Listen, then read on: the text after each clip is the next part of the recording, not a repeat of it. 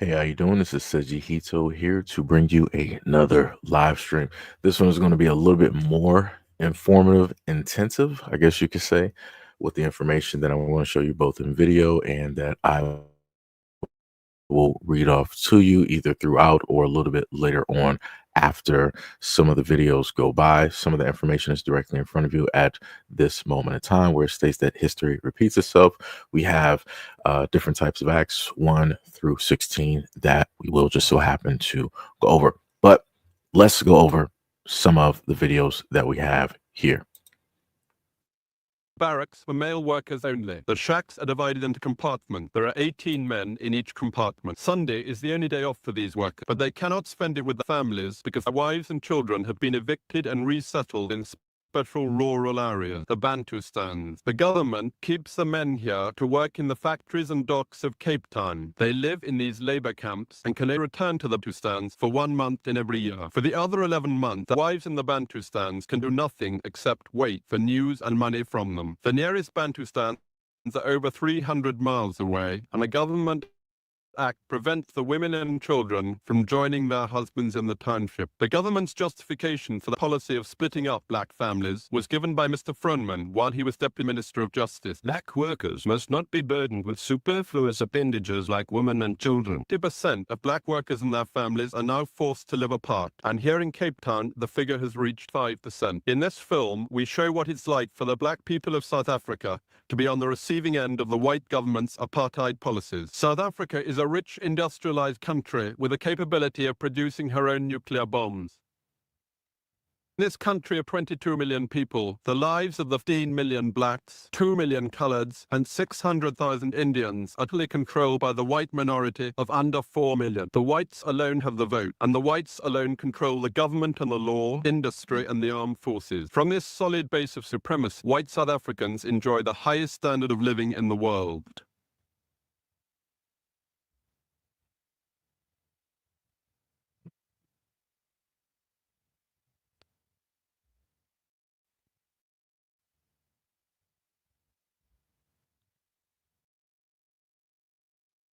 Japanese businessmen, for sound economic reasons, are classified as honorary white. White-only beaches, where black spend the day shoveling back the sand washed away by the sea. Okay, so that again is South Africa, right? Johannesburg. And they were stating how it is that the natives there, the people that were originally on that land before the Europeans got there and yada, yada, yada. And now dealing with today, how, hey, we see that you guys are directly on this land. We got other plans for it, even though we're not specifically native to said land. And we're going to co-opt this land and own it. And we're going to make you guys workers. Not only are we going to make you guys workers, but whatever buildings that you pretty much had here, we're going to dispose of those buildings. And then we're going to make you some new temporary shelter somewhere else, right? While we rejuvenate the land that you're directly on. And not only are you going to be workers and paid low wages, but you're going to clean directly up after us. And on top of that, you're going to be working for almost a full year and maybe, just maybe have, a few weeks to a month off in order to spend time with your family. And then it's right back to work. And then if you had other individuals such as Asian peoples, right? Asian, Indian that came directly there, they too were also separated, but not so much in the sense of the Africans, the South Africaners that were specifically there on that land. And as stated in the video, they said that, hey, if you were Chinese or Japanese, you were listed as honorary white. Color me surprised on that one. Let's continue. It can be a state in a state.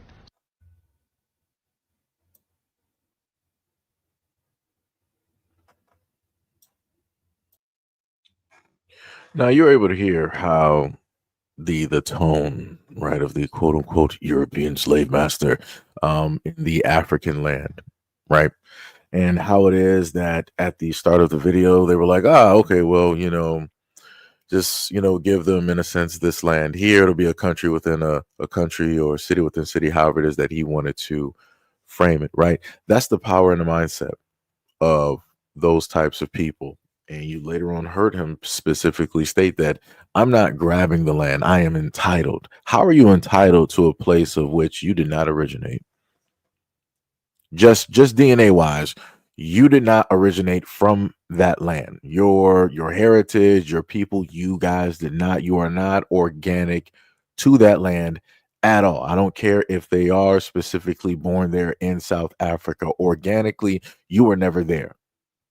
You took some ships, and then you just so can't get my words right. You happen upon that land. You saw the people that were there, and you were like, well, we don't feel like going back home, so we're going to make this our brand new home. And because we're going to make this and deem this our brand new home, we're going to steal this directly from you. We're going to take this directly from you. Either you're going to give it up or we're going to do it by force. Either which way is fine by us, but we're going to have this land, right? Because that's the entitlement that he's specifically speaking on, right? That's why he wanted to correct the UK journalist interviewer that was directly speaking to him. I'm not grabbing the land. I'm entitled. How are you entitled? How are you entitled? You may be entitled to the land that you originally came from. You may be entitled to some things directly up there, but you're not entitled to something that you did not even originate from. Your people weren't even founded here millions of years ago. Like, yeah, come on, let's stop playing games. Let's 100% stop playing games. But this is why I've stated before that things like this are very problematic. And because you still have things like this still existence to this day, this is how you have the continent, right?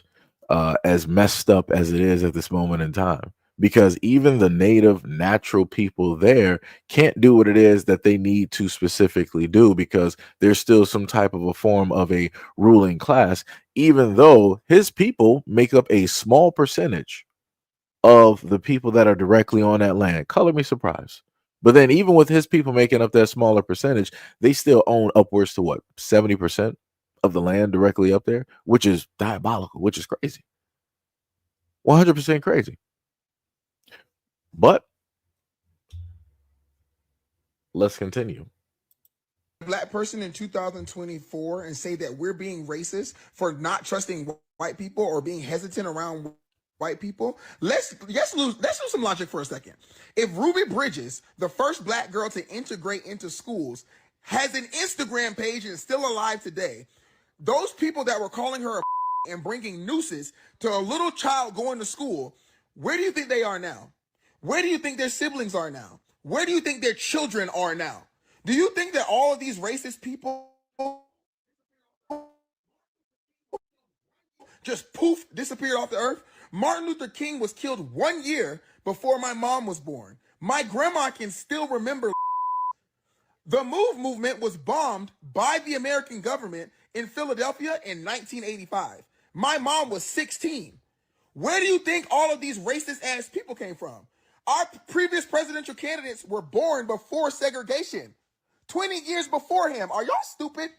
So again, just going a little bit back and forth, showing a little bit of context on how it is that you have certain things that have taken place here, then you have certain things that have taken place over there in Africa or in South Africa, and how those things are pretty much equal and balanced on how it is that both people who are highly melanated are treated on their own lands, even though both of these places are completely separate.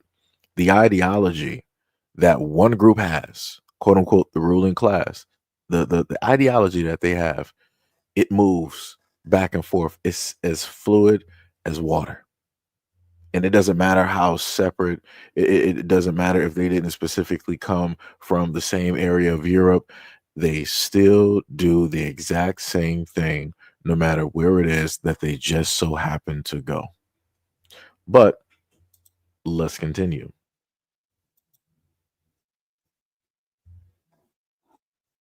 Trump has just come on air to say that he has seen the terrible things going on in South Africa. I live here, and I haven't really seen the terrible things he speaks about. I'm continually amazed at the disinformation that this man sends. I'm amazed that anyone would believe him. We in South Africa are laughing. We honestly are. But what worries me most is that you Americans seem to believe him. Even statements about your own country, you believe that he's doing the best thing. I feel very sad for you and very down. I hope you can get this man out one way or the other. So that was a European man that was speaking on Trump. Even over there, they're like, yo, America, we don't know specifically what it is that you guys are doing. We don't know specifically what it is that you guys are about, but this just ain't it. How is it that you're allowing this individual, to go by and do and say all of these things? And then you're going to also believe it. But then you have people from around the world that are trying to tell Americans vastly different. Again, you have the United States propaganda versus what other people are able to see, digest, understand, and also the information that they have on the United States.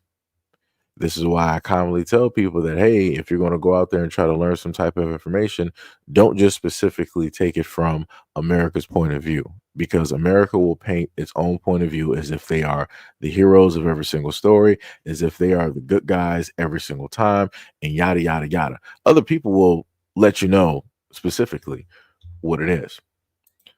But let's continue. When we, the Makati people, were moved,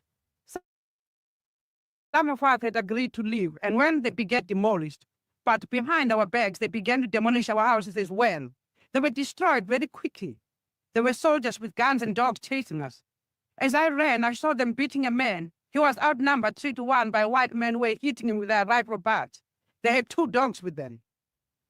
Then they turned on a woman who had just given birth to a baby. They throttled her against the wall of a house, and then they took her to Cromwell. Some of us ran away. In the confusion, some children were left in the houses. They even took away mothers, leaving newborn babies behind. We felt that we could not survive this butchery. Our houses were lying in ruins, totally destroyed.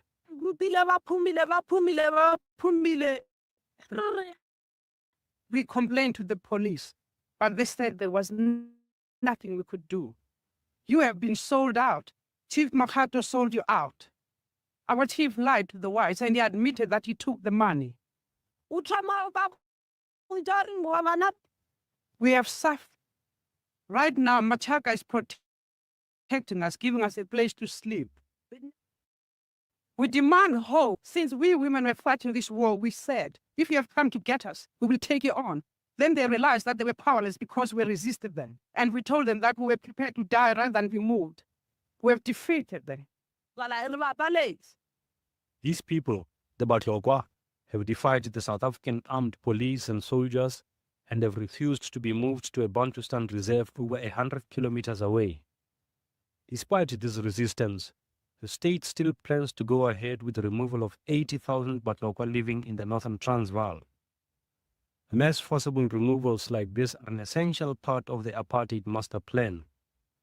Over 6.5 million black people have already been moved, some from homes like these, and several million still face removal. All over South Africa, tin houses and tin toilets are being prepared. These are the camps which will receive the millions of black South Africans who are losing their homes. They are being forcibly removed to homelands they have often never seen. So again, you had the Europeans there come directly through to the native lands and decide that they were going to lay down some type of law, some type of order.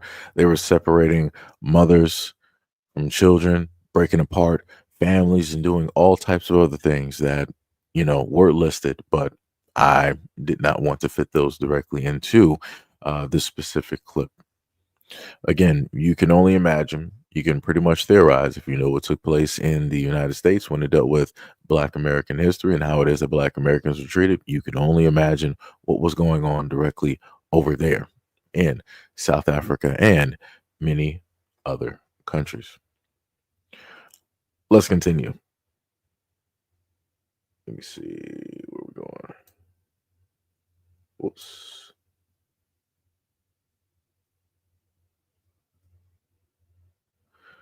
Well, matter of fact, before I get to the other two videos, because I think this one is the same one, correct? Let me see if I can make sure. Oh, that one won't even play. I'm not even sure why. Doesn't matter. But before I even get to the other three videos that I have, I want to read off a little bit of information. Also, to anybody that is currently here, that's been here for the longest time for a lot of the live streams that I've done over the week or so, pay very close attention to the numbers. This also lets you know how it is that YouTube, the system that is here, will play around with the notifications and how it is that they will decide to let people know when a content creator who is covering information like this actually goes live, or when it is that I will deliver videos directly to you. You've been here long enough. You've normally seen the numbers influx to, a few hundred people. Now we can barely even hold, 60 right at this moment of time. So again, this is further proof of how it is that they will play with the views, and they'll try to quote unquote shadow ban or smother or however it is, right? Just to make sure that you guys don't know that either I'm live or giving out any type of information. So the information that you see directly on screen is some of the things that I'm going to go directly over. Number one, we will deal with the Population Registration Act of 1950. And again, these are all things that took place in South Africa.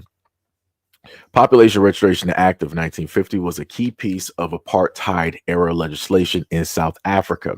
It was enacted by the National Party government to classify South Africans into racial categories. Again, this was a part of one of the clips that I gave you earlier on, where they were specifically talking about the racial categories that they have for the Asians, the Indians, the whites, the Africans, and so on, forming the legal basis for racial segregation. Racial classifications. Every South African was classified into one of four racial groups. Number one, white, people of European descent. Number two, black, Bantu or African, indigenous African people. Number three, colored, people of mixed racial heritage. Number four, Indian/Asian, people of India or Asian descent. Next, they have the act required individuals to be registered according to their racial classification.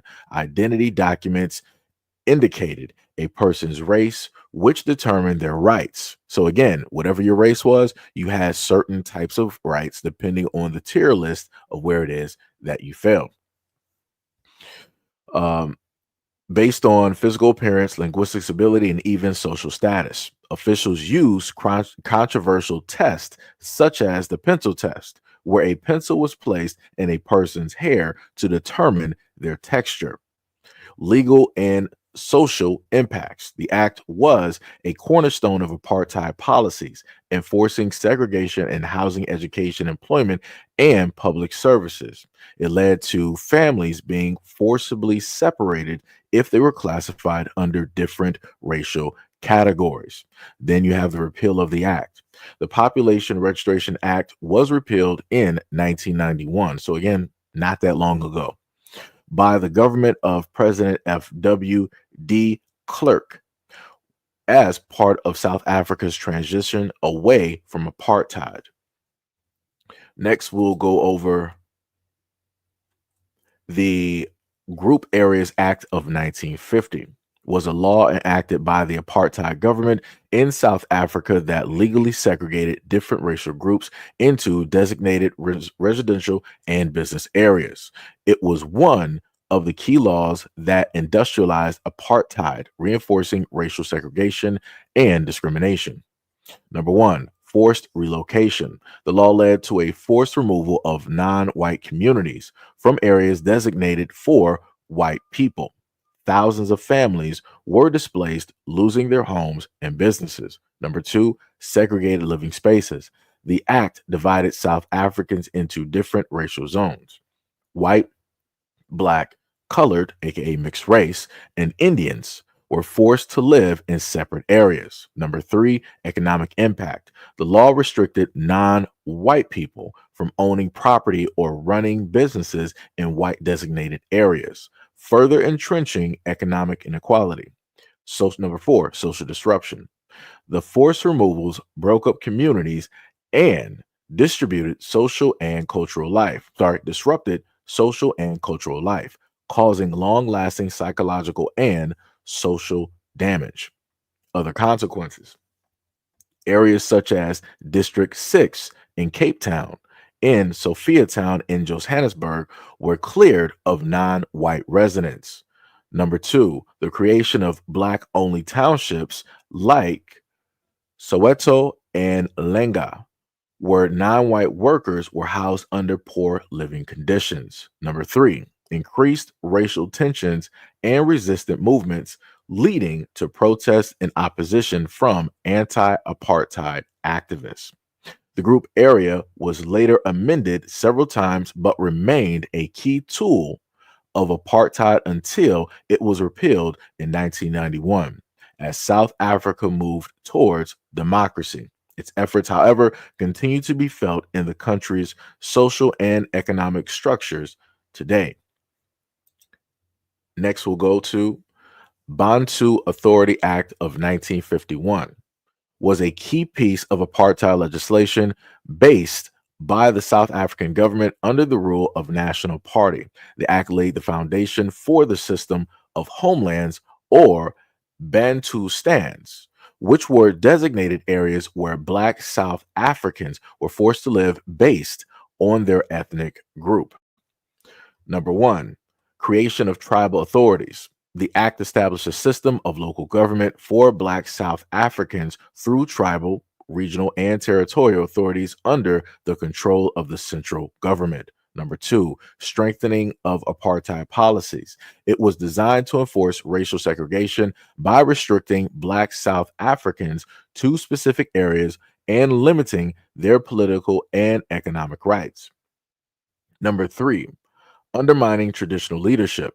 While it claimed to empower traditional chiefs, the act actually made them dependent on the apartheid government for the position and the authority. Number four, the foundation of Bantustans. The laws set the groundwork for later legislation, such as Promotion of Bantu Self-Government Act of 1959, which eventually led to the establishment of independent Bantustans, such as Transky and Bop Hatsuana.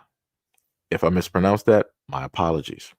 Consequences: it was widely opposed by the Black majority as it removed their political rights in white South Africa and forced them into underdeveloped homelands. Number two, it led to increased resistance from anti apartheid movements, including the African National Congress or the ANC and the Pan Africanist Congress or PAC.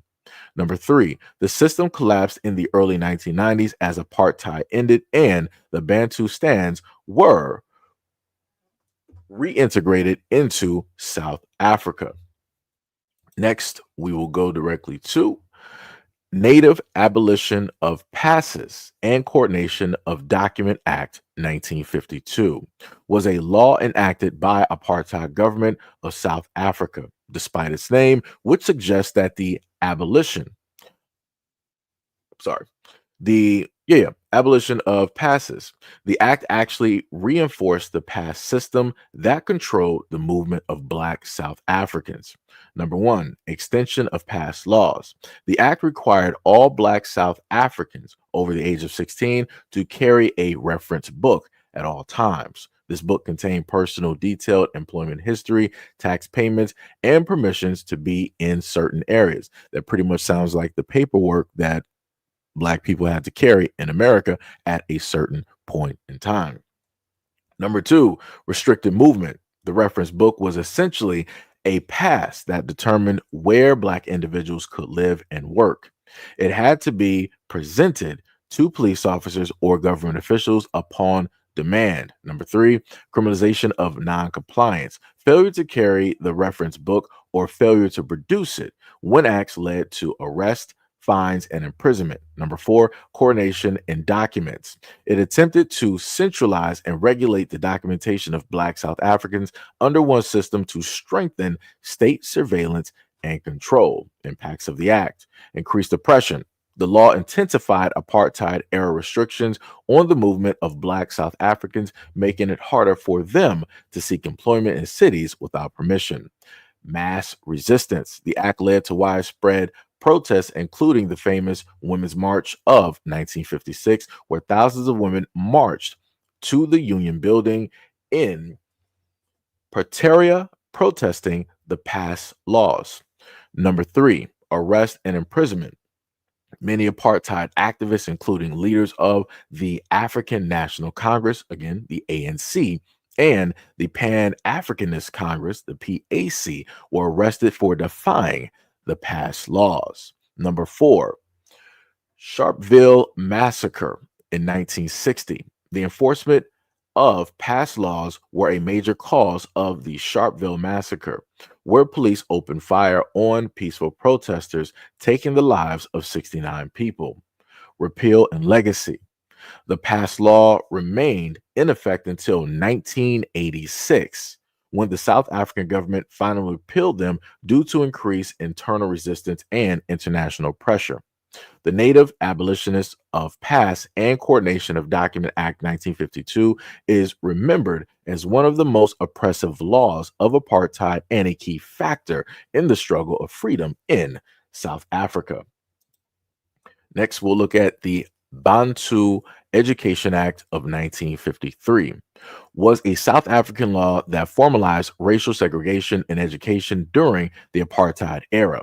It was designed to provide separate and inferior education for Black South Afrikaners, ensuring that they remained in a subservient role in society. Number 1, segregated education system. The act placed Black education under the direct control of the apartheid government, removing it from mission schools and independent institutions.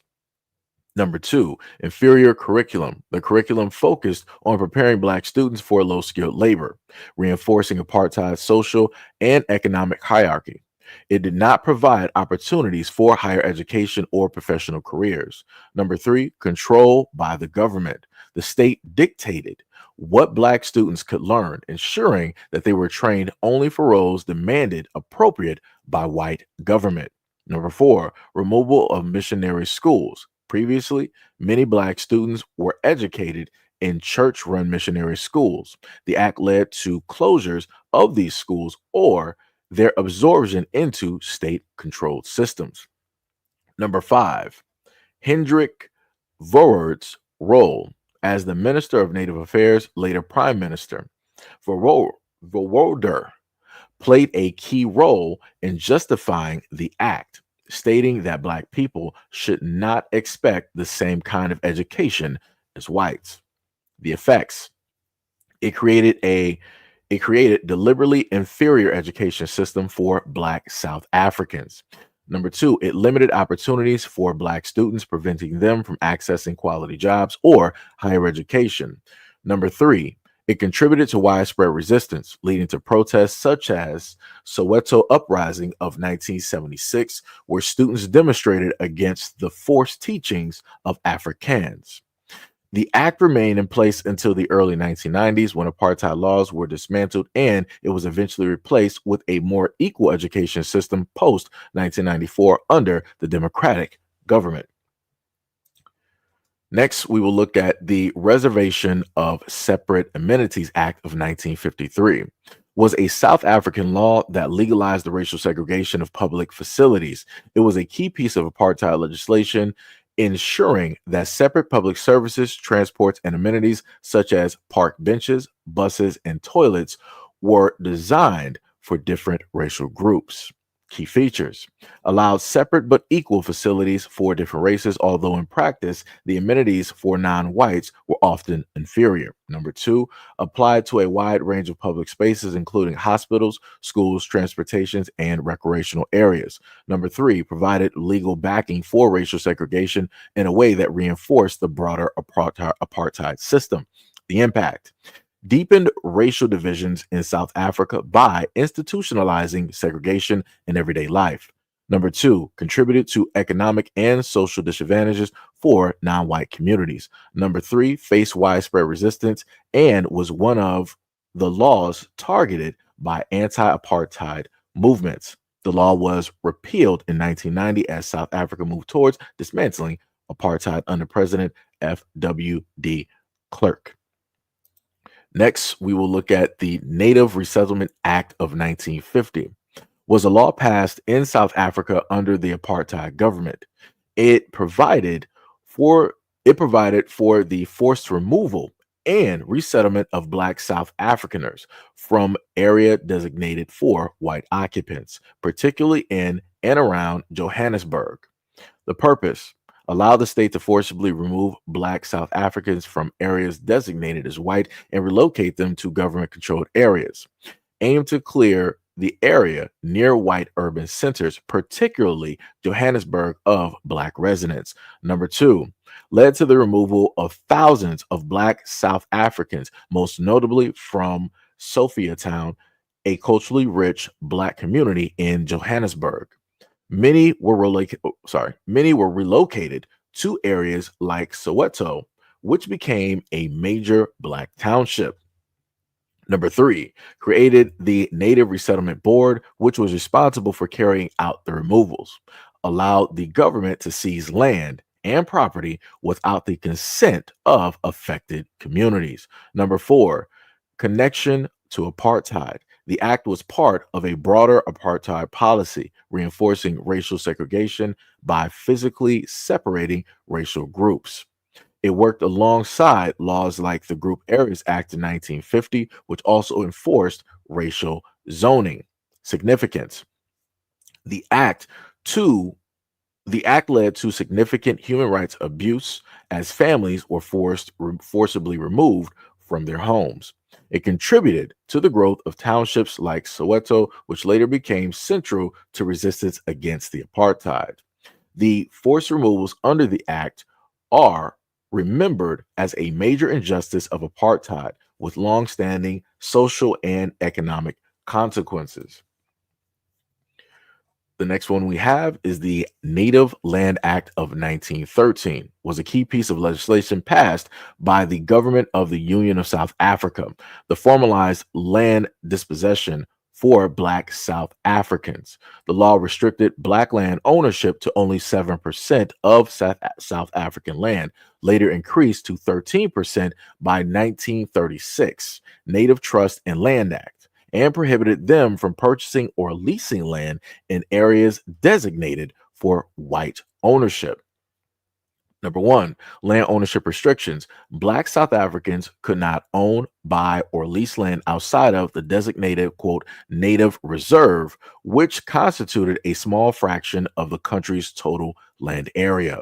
Number two, forced displacement. Many Black tenant farmers and sharecroppers were evicted from white-owned farms, leading to landlessness and economic hardships. Number three, segregation enforcement. The act laid the foundation for territorial segregation, which later became a cornerstone of apartheid policies. Number four, economic consequences. It pushed many Black South Africans into the migrant labor system, forcing them to work in mines, factories, and white-owned farms under exploitative conditions. Impact. The act entrenched racial land dispossession, deepening economic inequalities that persist to this day. It contributed to the poverty and overcrowding in the native reserves, later known as homelands, under the apartheid. It sparked resistant movements that ultimately contributed to the anti-apartheid struggle. The Native Land Act of 1913 is considered one of the most oppressive laws in South African history, and a critical step towards institutionalized apartheid, which was officially implemented in 1948. The effects of this act still felt in land reform debates in South Africa today. Get a little bit of water. All right. Next, we have the urban areas inquiry. Oh, I had to actually swap over. Let me see. Get that one. Urban areas inquiry of 1950. The Urban Area Act of 1950, officially known as the Group Areas Act number 41 of 1950, was a significant piece of apartheid legislation in South Africa. It was one of the cornerstones of the apartheid system, which institutionalized racial segregation and discrimination against non-white populations, particularly Black South Afrikaners. Number one, racial segregation in urban areas. The act designated specific residential and business areas for different racial groups: white, Black, colored, Indian. It forced non-white populations to live in segregated townships, often located far from city centers and economic opportunities. Number two, forced removals. The act authorized the government to forcibly remove non-white communities from areas designated for white people. This led to the displacement of millions of people and the destruction of vibrant multicultural communities. Number three, control over the movement. The act restricted the movement of Black South Africans into urban areas unless they were employed there. It required Black individuals to carry passes under the pass law to enter urban areas, further controlling their mobility. Number four, economic and social impact. The act entrenched economic inequality by limiting non-white access to resources, jobs, and education in urban areas. It reinforced the racial hierarchy, with white South Afrikaners benefiting from superior infrastructure and services. Legacy. The Urban Area Act was part of a broader framework of apartheid laws designed to maintain white supremacy and control over South Africa's economy and society. It caused immense suffering, disrupting families and communities and perpetuating poverty among non-white populations. The act was eventually repealed in 1991 as part of the dismantling of the apartheid, but its legacy continues to affect the South African urban landscape and the socioeconomic inequalities. Next, we have the Promotion of Bantu Self-Government Act of 1959. The Promotion of Bantu Self-Government Act 1959, Act number 46 of 1959, was a significant piece of apartheid legislation in South Africa. It was enacted by the National Party government to further entrench the policy of racial segregation and to advance the idea of separate development for different racial groups, particularly the Black African population. Number one, establishment of Bantu homelands or Bantu stands. The act aimed to create self-governing territories for Black South Africans, known as Bantu stands or homelands. The territories were based on ethnic groupings and were intended to become independent states. The ultimate goal was to strip Black South Africans of their South African citizenship and make them citizens of these homelands, thereby excluding them from political participation in South Africa. Number two, separate development. The act was part of a broader apartheid policy of separate development, which sought to segregate South African racial groups geographically, politically, and economically. It reinforced the idea that Black South Africans should exercise political rights only within designated homelands, not in, quote, white South Africa. Number three, denial of political rights. By promoting self-government in the homeland, the act effectively denied Black South Africans any political representation or rights in the broader South African political system. This was a deliberate move to consolidate white minority rule and maintain control over the majority Black population. Number four, ethnic division. The act emphasized ethnic division among Black South Afrikaners, categorizing them into distinct groups such as Zulu, Xhosa, or Sotho, and assigning each group to a specific homeland. This was intended to weaken Black unity and resistance to apartheid by fostering ethnic nationalism. The impact. The act was widely criticized, both domestically and internationally, as a tool of oppression and racial discrimination. The Bantustans were economically unviable and heavily dependent on the South African government, leading to widespread poverty and underdevelopment. The international community largely rejected the legitimacy of Bantustans, and no country other than South Africa recognizes them as an independent state. The act further entrenches apartheid policies and contributed to the systematic disenfranchisement of and marginalization of Black South Africaners. Next, we will go to the Extension of University Education Act of 1959 was a significant piece of legislation enacted in South Africa during the apartheid era. It was designed to extend and control university education along racial lines, reinforcing the apartheid government's policy of segregation and racial discrimination. Number one, segregation of universities. The act mandated the establishment of separate universities for different racial groups, including white, Black, colored, and Indian students. Existing universities were required to admit only students of a specific race, effectively ending the limited multicultural education that had existed at some institutions. Number two, control over administration. The government gained the authority to determine which racial group could attend which university. This was part of the broader apartheid policy of ensuring that education reinforced racial segregation and inequality. Number three, restrictions of academic freedoms. The act imposed strict control of the curriculum, staff appointments, and student activities at universities. It aimed to prevent universities from becoming centers of opposition to apartheid policies. Number four, establishment of ethnic universities. The act led to the creation of new universities specifically for Black students, such as the University of Zululand and the University of North. These institutions were often underfunded and lacked the resources and academic freedoms of the historically white universities. Next, we're going to look directly towards Black Homeland Citizenship Act of 1959. The Black Homeland Citizenship Act of 1959 was a significant piece of apartheid legislation in South Africa. It was part of a broader system of racial segregation and discrimination enforced by the National Party system. The act stripped Black South Africans of South African citizenship and assigned them citizenship in one of the 10 designated homelands or Bantustans based on their ethnic background. Number one, deprivation of citizenship.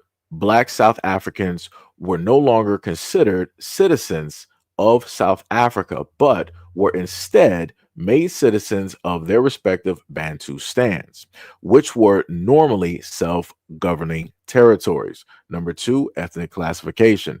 The act enforced the classification of Black South Africans into specific ethnic groups such as Zulu, Xhosa, and Sotho, and assigned them to corresponding homelands. Number three, aimed of apartheid.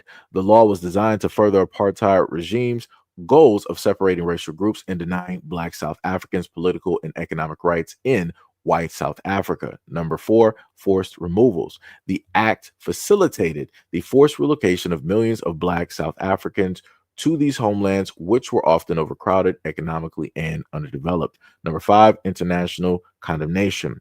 The policy was widely condemned internationally as a violation of human rights and an attempt to legitimize the disenfranchisement of the Black South Africans. The impact. The homelands were largely economically unviable and served as reservoirs of cheap labor for white-owned industries and farms. The act entrenched racial inequality and contributed to the systematic oppression of Black South Africans.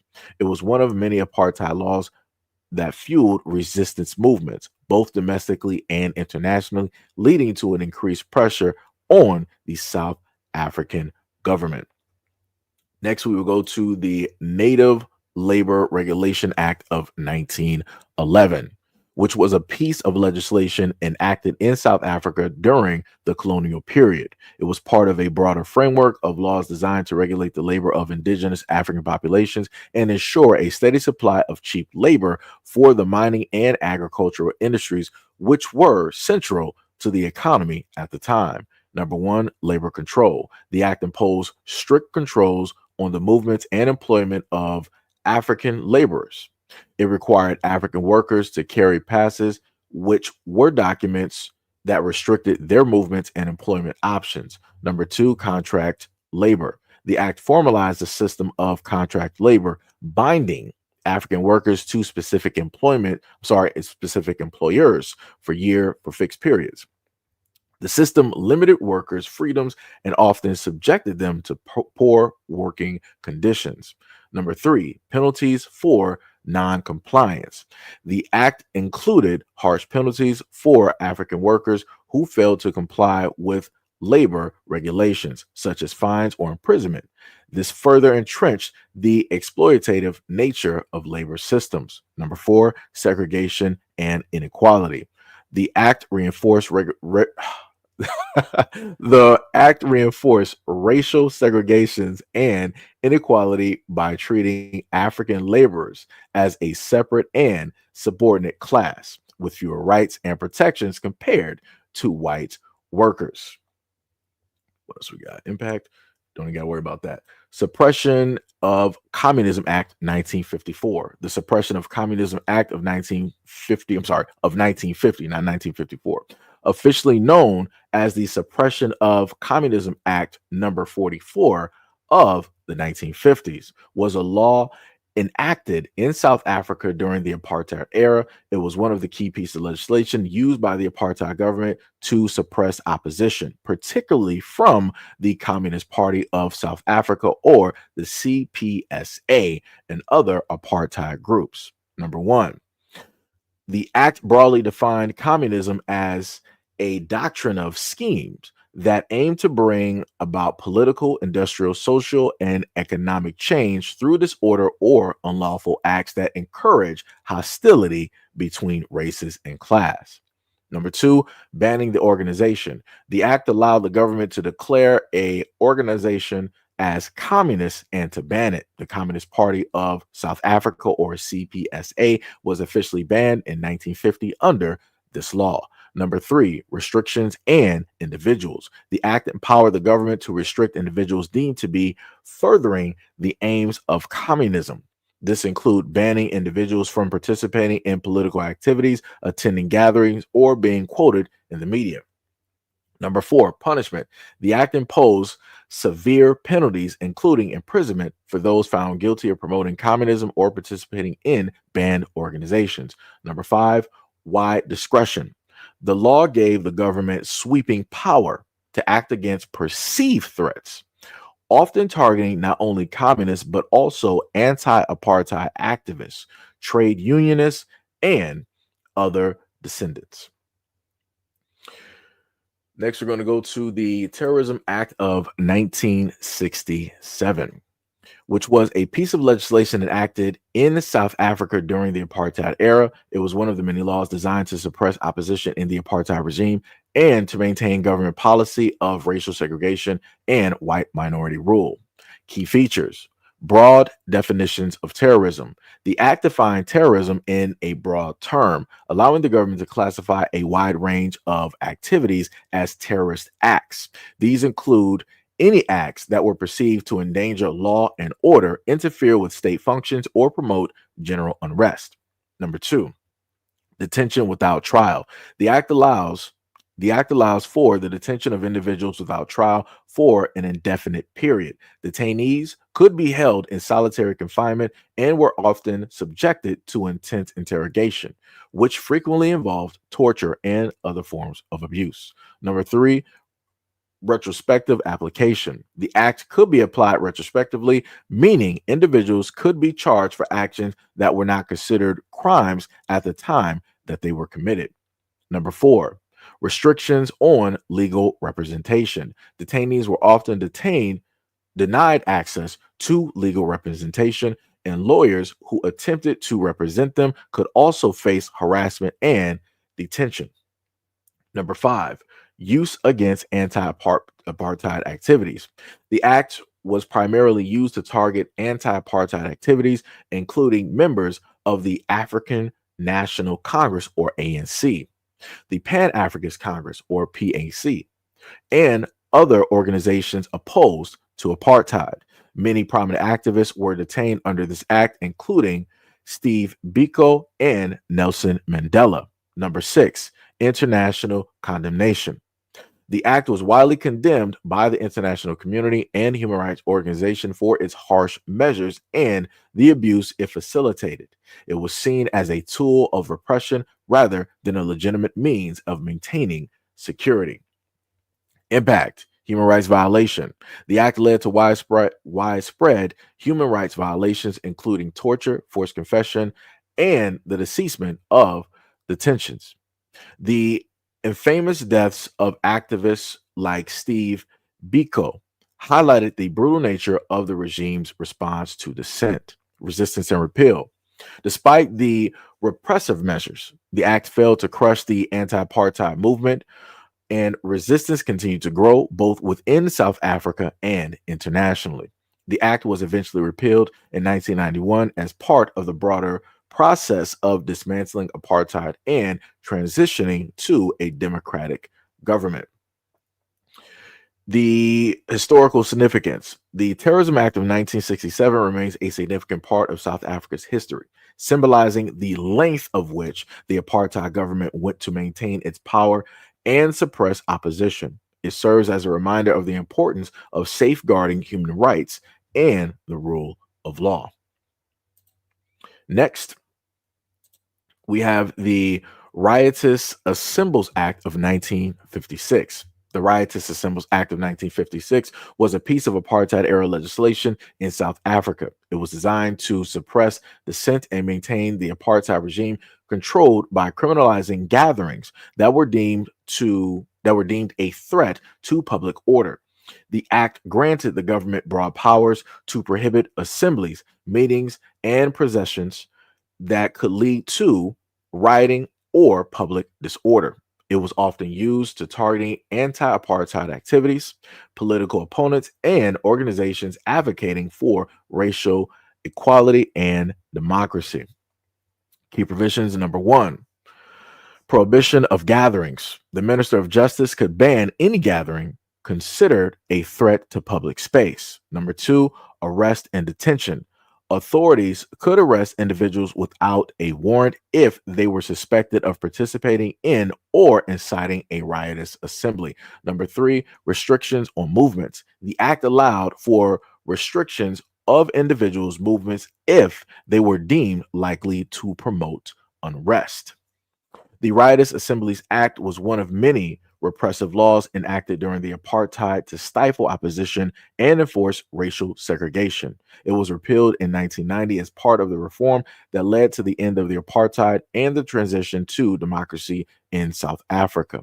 The act is remembered as a symbol of the apartheid government's authoritarianism and its efforts to suppress the struggle for freedom and equality. So hopefully with going directly over some of those things, people were able to learn something from that. And if people actually pay specific attention to at least, I want to say 4 to 5 of the last acts that they had on the list, they could technically implement things like that in the United States when it deals with, let's say, Black people may feel a certain type of way. Black Americans feel a certain type of way about the government. We want to, happen to get together again like the Black Panthers and yada, yada, yada. We want to protest and all this other type of stuff. They can implement the exact same things that they did over there in South Africa to those native people, do it directly to Black Americans, and pretty much nobody's going to care. Because like I keep telling people, as long as it doesn't affect everybody else, nobody's going to care. And the main ones that inevitably will be affected by something like this again will be the Black Americans in the United States. Everybody else is pretty much dead last. Everybody else is just going to watch. They're going to stop and stare, and they're going to continue to move like the same way that they've always moved whenever it is that Black people want to stand up and speak out and be resistant against the United States government. That's also one of the main reasons that I wanted to bring this type of information directly up, because history will repeat itself. The same way that you had a government at one moment in time, they're going to implement and do the exact same thing again, just in a different form. And I also want to specifically give a shout out again to YouTube to make sure that there are no views really on this live stream for the continuous days that I've been pretty much streaming. I think I missed like one day, one, maybe 2 days out of the amount of times that I've streamed. And the amount of views that we have right here are crazy. This looks real pitiful at this moment in time. Like I said, you are watching masters at work. But let's let me see. Who is that at the bottom? We got a troll up in here. Said lies. Get that crappy Africa together. Y'all look stupid with this misinformation. Been there, and it's infested with yada yada yada. Africans are different than my FBA. I'm a little bit confused. The reason for anybody in here that boy, okay, I'll be honest, I don't enjoy this format. Wait, Sonny, are you talking about the way that the screen looks, or how you talking? But anyways, for any of the people that have a specific issue with me talking about this type of history right now, I want you to know that you're being completely ignorant at this moment in time. And like I've continuously told you guys before, countless times on different videos, it's like you might not care about this now, but the moment in time that the United States government does this exact same thing, if not worse, then your mouths are going to be open and you're going to wonder like, oh, okay, Black people, we got to get together a plan. We got to figure this out. Yada, yada. How are you going to figure something out if you don't know nothing about it? A lot of people that are Black American don't know nothing about nothing when it deals with anything that took place or transpired in South Africa at all. Because again, these are not things taught directly in history books. The only thing that we're taught in history books, like, hey, Black Americans, guess what? You guys were slaves. That's pretty much where you started, and here you are now. Thank white people for the reason that you're free and you have all right. That's the only history.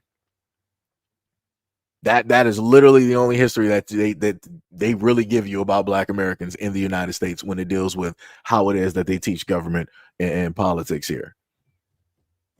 This type of stuff that I'm telling you about, and how specifically out of all 1 through 16 acts, you heard the fact that no matter what act was there, all the way from 1911 to 1959? Yeah, about like 1959. I'm sorry, all the way up until 1967. You heard that there was always a resistance.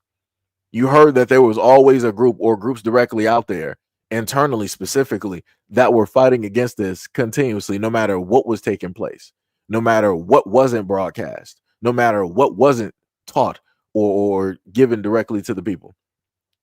The main thing that should be paying attention to a lot of people here is that education wise, it wasn't equal. They made sure to separate the education.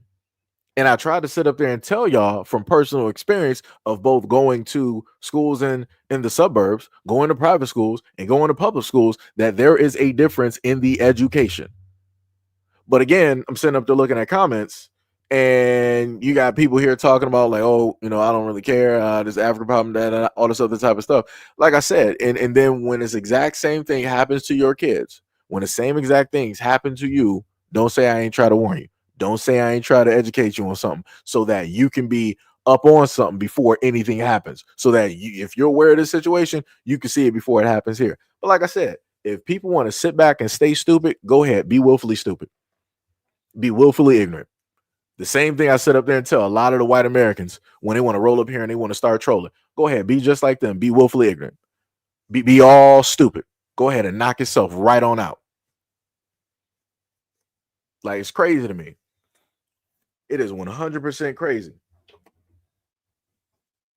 Like, this is why I sit up there and keep trying to tell people, this is why when it deals with Black Americans in America, this is why a lot of things ain't moving. This is why a lot of things ain't happening. A lot of people don't want to read. A lot of people don't want to learn information. A lot of people don't want to learn about the past. So it's going to tend to repeat itself time and time and time and time and time again. And you know what's going to sit up there and take place and happen? It's going to be your kids. And then they're going to be responsible for what it is that you didn't learn, what it is that you didn't do, what it is and how it is that you decided not to move. They're going to have to take on that responsibility the same exact way as we right now have to take on the responsibility from a lot of our parents and our grandparents. But like I said, it is what it is. It is what it is. Like, it's completely ridiculous. 100% ridiculous. But let's continue, you know, because people don't want to pay attention. Let's continue.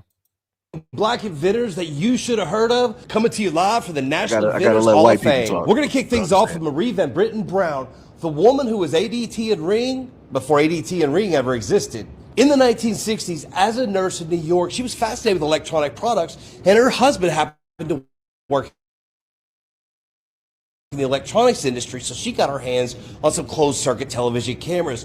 And what she did was create a home security system, complete with that closed-circuit camera, remote door locks, panic buttons to the fire and police department. She could remotely lock and unlock her door, and she received a patent for this. George Washington Murray was born into slavery in 1853 in South Carolina, and he actually served in Congress. He was the only African American in the 53rd and 54th Congress, but he was also an inventor, and he held 8 patents in farming and agriculture. And one of those patents, those inventions, was this one right here, which was inspired by his wife's sewing machine, and it was a farming device that had interchangeable parts.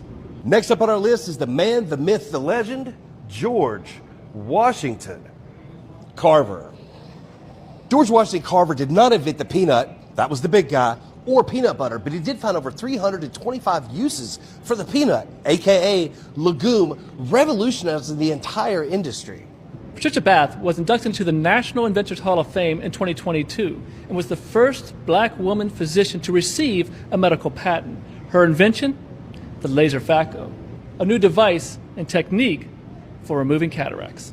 Dr. Gladys West, a Virginia State University graduate who went on to work at the Naval Surface Warfare Center for over 40 years, she came up with many, many amazing things.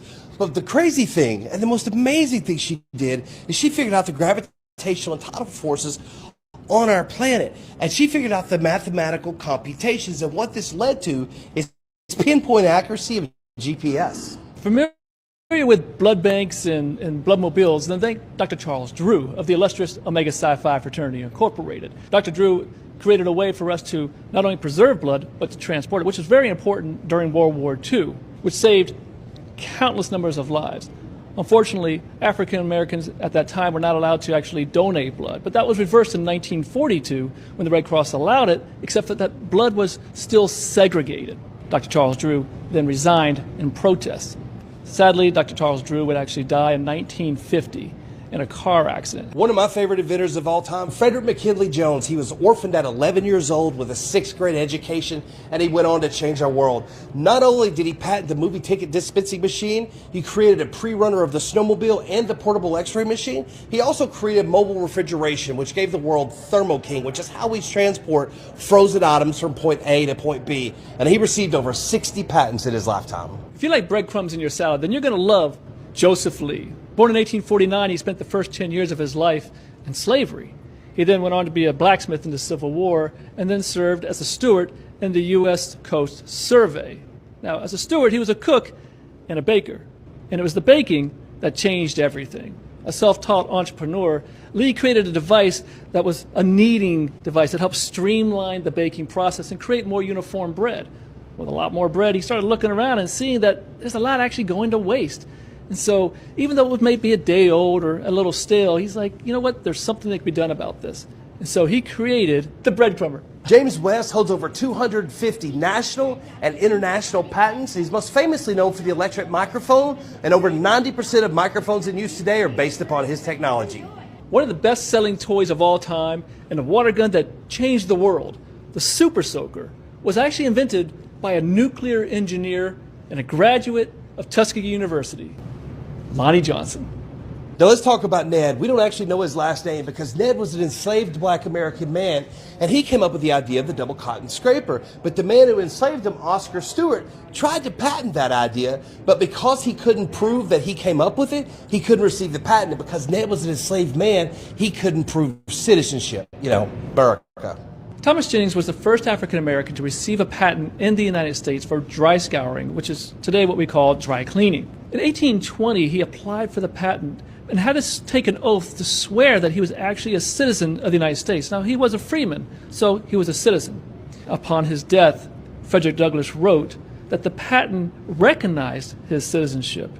I told you about Ned, but let me tell you about Madam C.J. Walker, one of the first American women to be a self-made millionaire. She built a hair product company that became an international conglomerate. And she was so successful because she invested back in her business and the communities that supported her. And she actually went to President Woodrow Wilson in 1917 to demand that we make lynching a crime.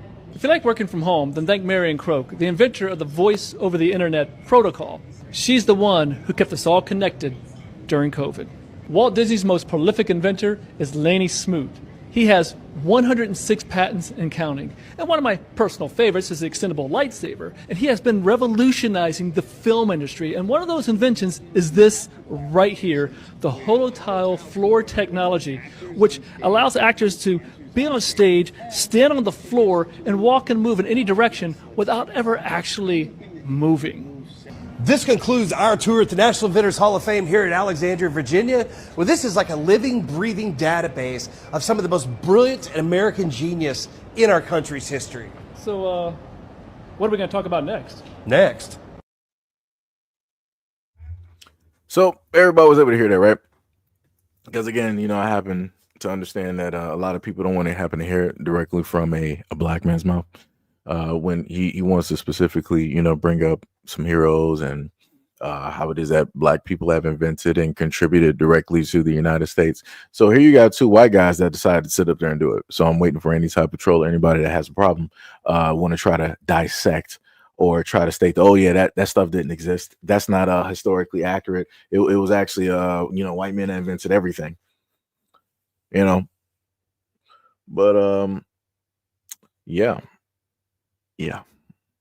Also, shout out to Jay for the $10 dono, who said we must learn all our histories. We must learn, or we will end up like the Tasmanian Aborigine, which is facts.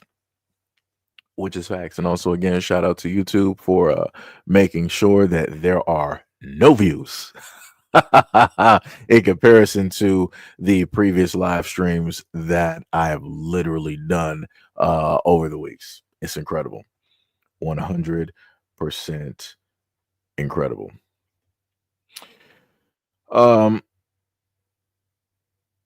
Yeah, Chief, I'm not even sure where we're even going directly with this. We were talking about black people who were inventors.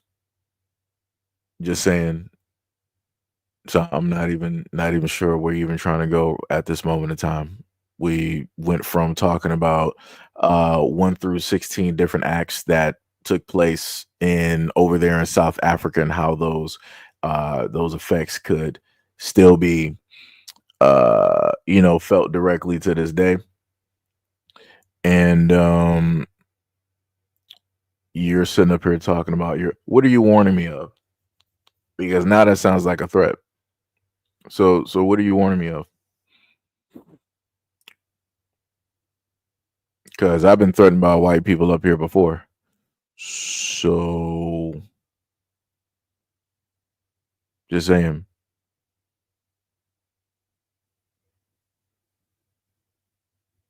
Just saying. No, I'll start y'all. That was just a brief video of a few inventions. Wasn't saying that was, you know, encompassing the whole of everything. You said, I don't understand.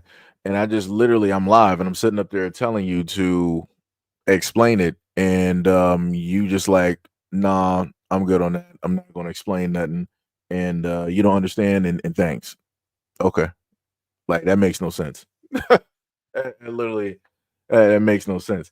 At least when I happen to deal with like the racists that want to come up here, they'll actually explain some stuff. They'll actually have like a conversation and whatnot, right? But anyways, let me keep going. The pyramids all over our continent. This is the old world, totally hidden from us. I'm gonna send you a link. Please do. Yeah, dude. I heard something interesting yesterday, and I have no proof of it, but it just felt right.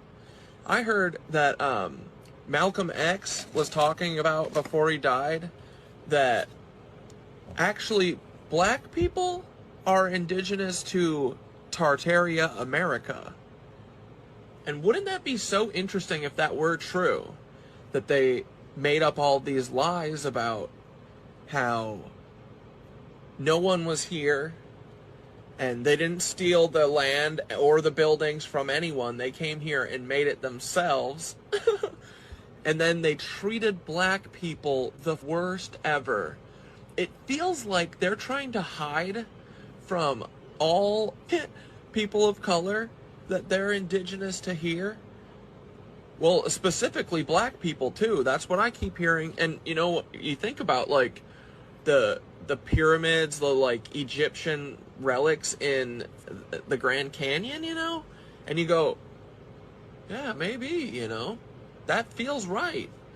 It feels like, you know, if a bunch of white supremacists decided they wanted to take over the entire world, you would kind of have to do that, right? You'd have to say, you don't get to have this place and you never lived here, you know? You got to disconnect people from the land.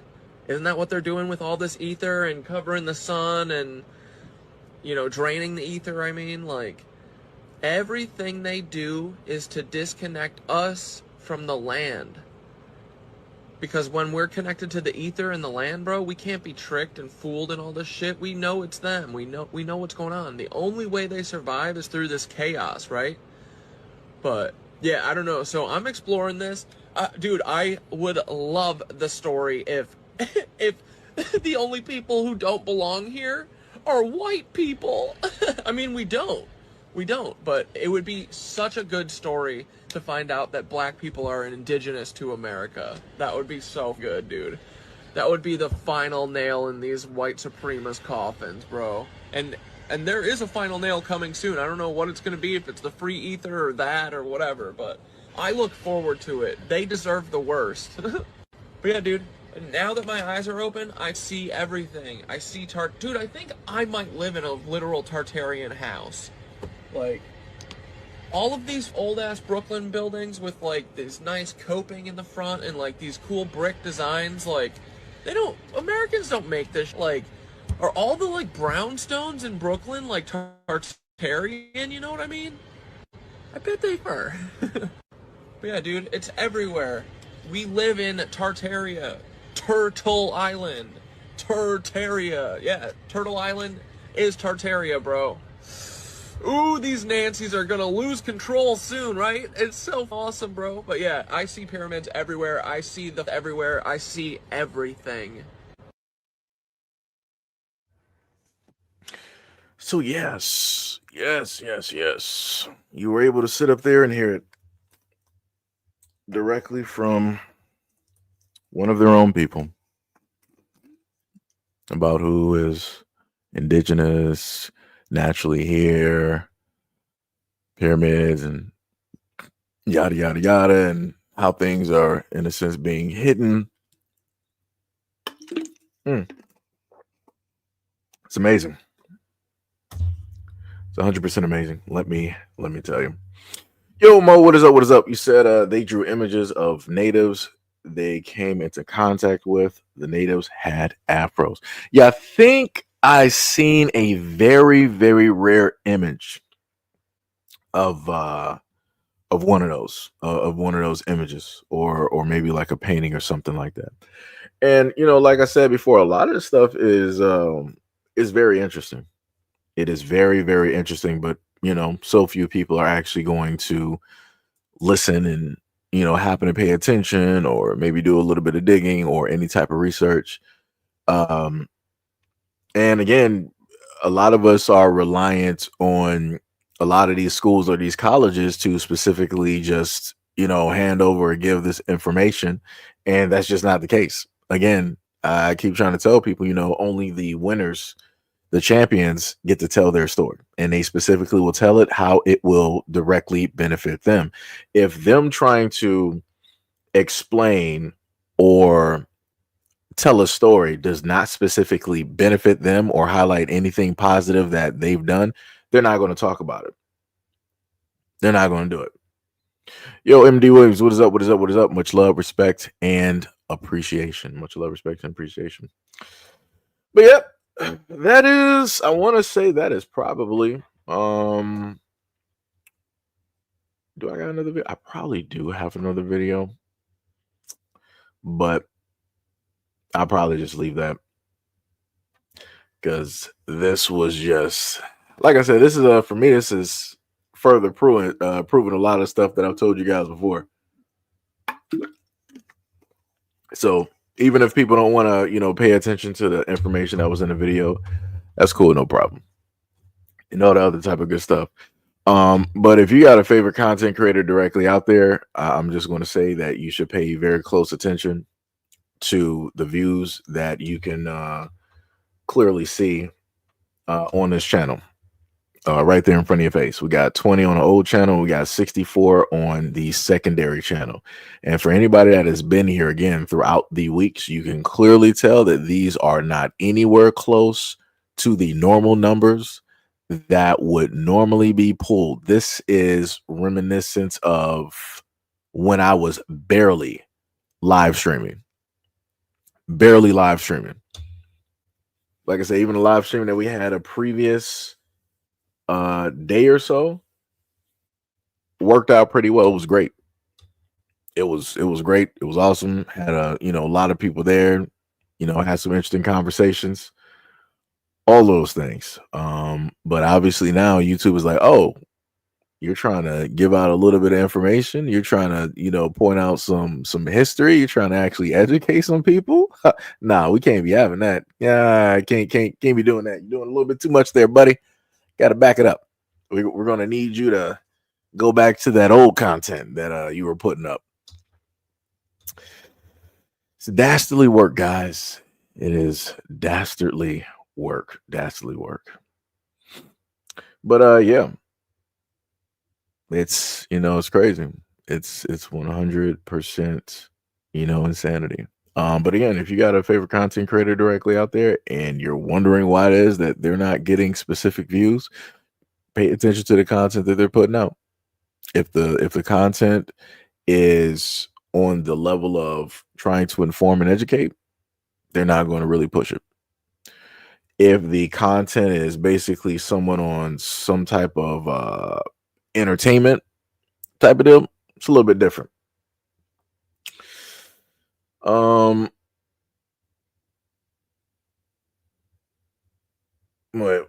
He said, how dumb are Americans focusing on the past like slavery and reparations when the present economy are dying and that China and Russia and the Middle East are laughing directly at them? So what country are you specifically from? Since you have a type of interest in that conversation, what country are you from? That's all I'm looking for. Where specifically are your people from?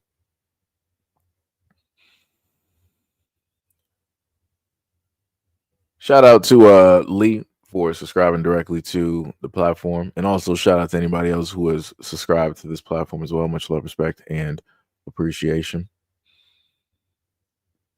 So I'm waiting for the last commenter to state where it is that they are from, since they have an invested interest in why it is that the United States is focused on slavery and reparations.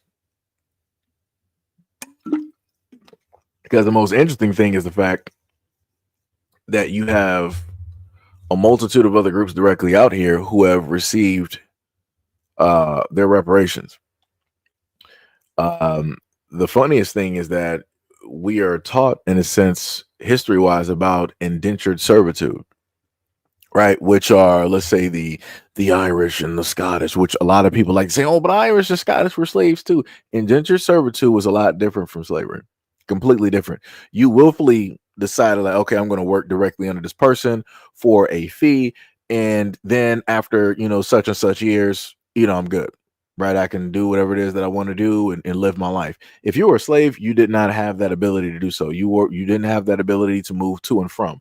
This is again going back to some of the acts that I read directly over when it dealt with the South Africans and how it is that they weren't able to specifically properly move, how it is that the education system was split directly on purpose so that they would have a higher up class and then they would have a working class. But the funniest thing directly about that, talking about the higher ups in education, um, a lot of people in the United States don't even, matter of fact, let me specify, a lot of poor whites, and even if you're in the middle class, I'm talking about everybody middle class is pretty much poor. A lot of you poor whites don't even understand that your American system, of which you cherish and that you love so much, has dumbed you down to the point where the only thing that you can worry about is political this, right versus left, left versus right.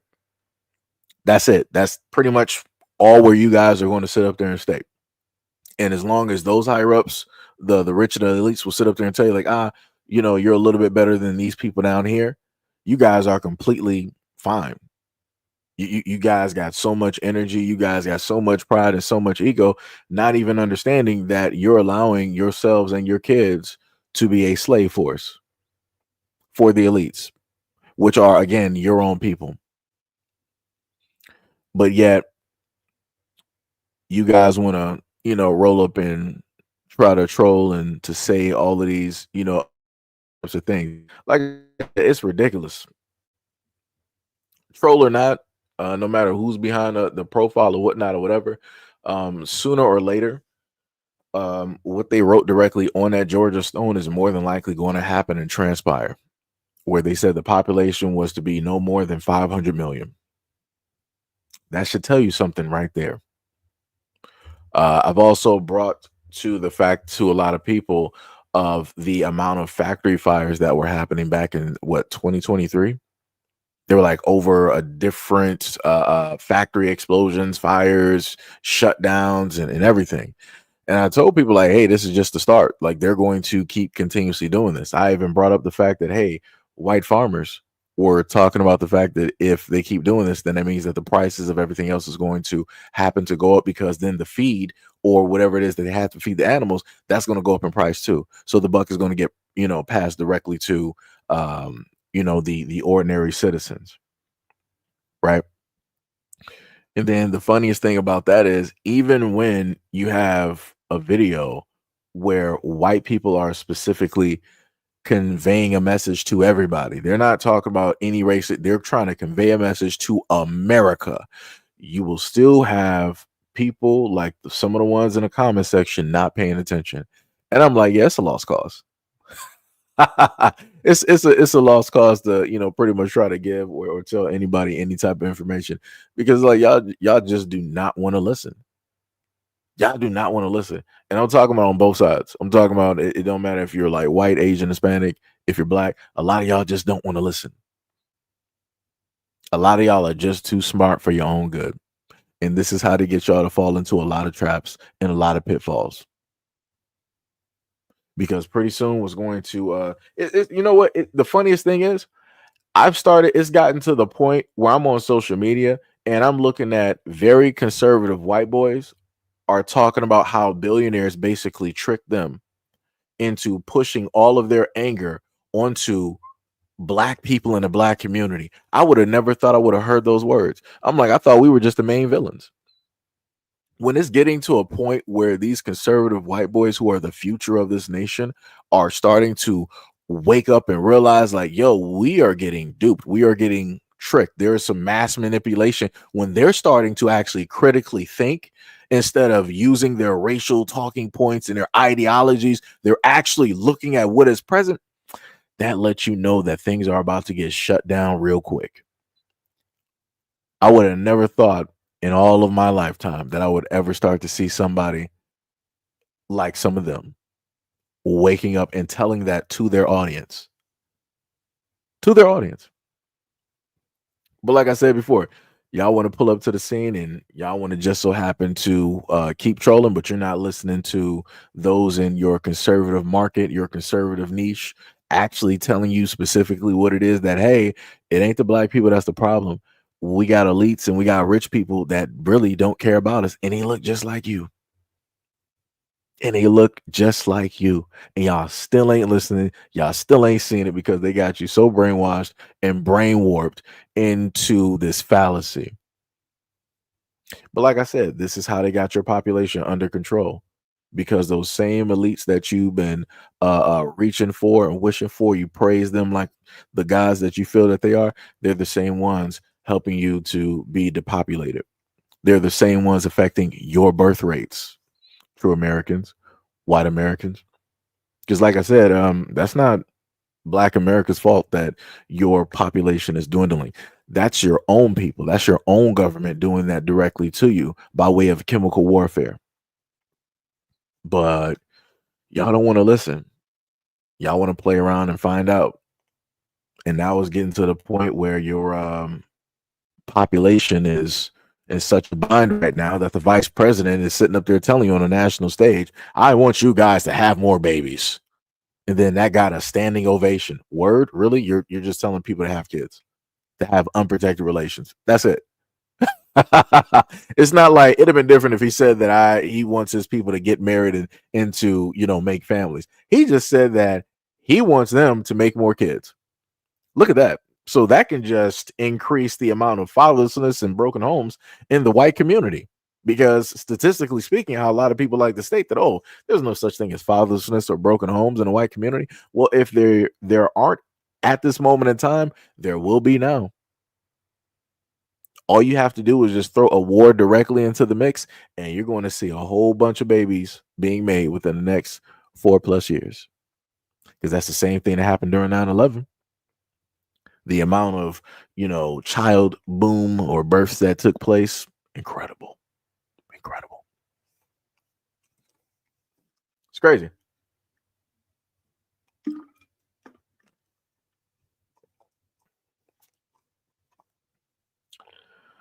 Yo, Cart, what is up? What is up? He said conservatives are more worried about the 36 students nationwide than the billionaires not paying them. I mean, they're worried about just more than that. I'm just going to be honest. I'm just going to be honest, because before that whole sexual orientation became an issue, the number one topic and target was always the black community. Like I said, I don't want nobody to miss the point. I don't want nobody to get it twisted.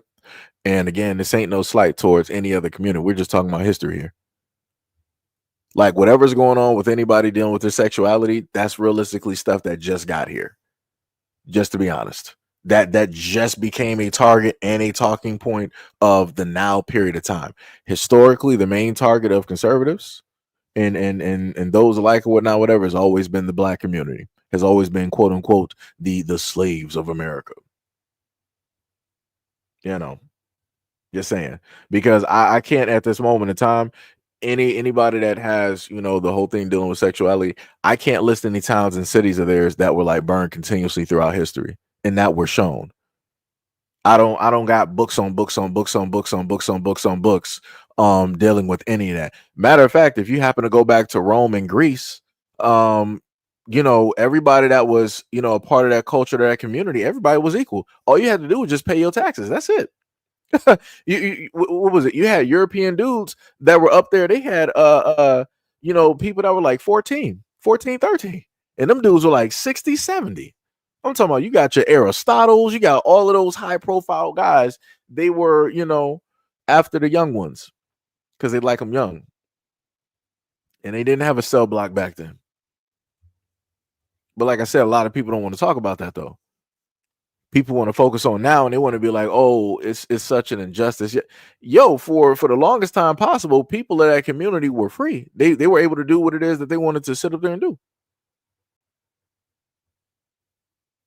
But like I said before, historically, I can't sit up there and point to you towns and cities that were turned into lakes, that were turned into ponds, that were paved directly over. I can't list you any of their grave sites that were directly dug up and we don't know what happened to the remains or what took place and happened. It was just recently within the last like 5 years. I think I brought you guys like a video where there was an excavation being done because a building was going to be built. And as they were excavating, they found that it was a black grave site where fields of black people were. But nobody knew what it was because of the hatred that existed, where these people were like, yeah, this is your grave site. No problem. We're going to bulldoze this and we're going to pave, or we're going to plant some trees. We don't care if it's a grave site for your ancestors or your people. But like I said, this is how they get rid of a lot of history dealing with a lot of black Americans, because no telling how old those graves were. No telling how far back those graves were even dated. Like I said, if you had the natural graves that a lot of black communities have, it would be no problem for a lot of black people in America to trace back their lineage. They could go right back to the records, the grave sites, and all of that. But because a lot of our records, a lot of our things get destroyed, this is why we're all over the place. This is why people don't know specifically who it is that they are, where it is that they belong. This is how you're able to get black Americans to attach to so many other different things, because they can't, in a sense, find or deem anything attachable in America, because it's like, yo, it's nothing here. So they're going to go to the first thing smoking instead of trying to dig deep. The same thing that archaeologists always do. And what would always happen with the archaeologists? The deeper they dug, the blacker it got. So then guess what the archaeologists stopped doing? Oh, we have found everything that needed to be founded. We don't need to do any more digging, any more excavation in any areas.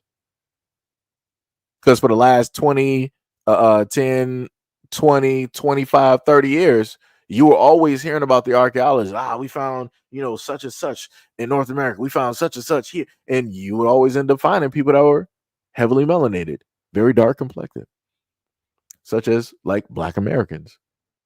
But magically, they just quit and stopped digging. It's crazy. It's diabolical. Wait, Ty said, let me at him.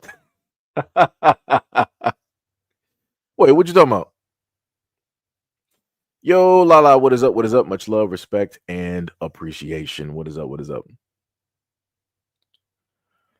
Wait, Ty, what you talking about? What you talking about? Pulling up, or what you talking about? Or are you talking about something in Discord?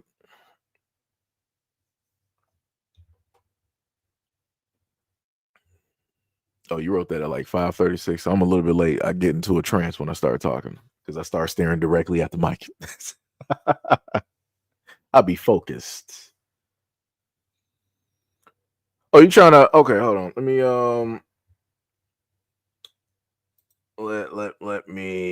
let me see. Let me see. All right, Ty, I got you, brother.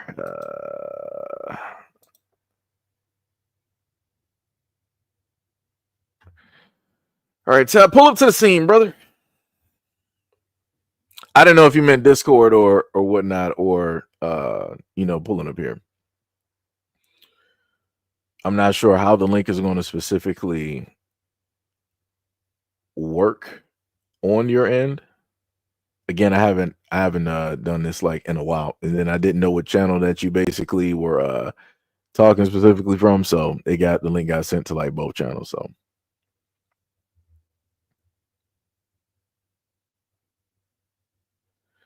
let me see. Let me make that a little bit larger. 1, 2, 3, 4, 5, 6, 7, 8. I think technically, would I have to reduce any videos down here? I don't think I would. I don't think I would.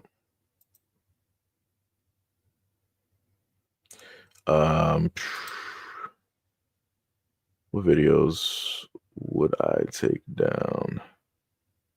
Oh,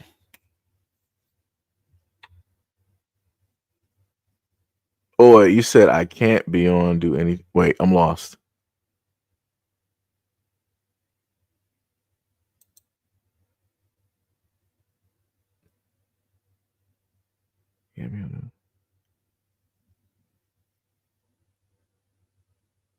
All right. Let let me just take those down then. I got you.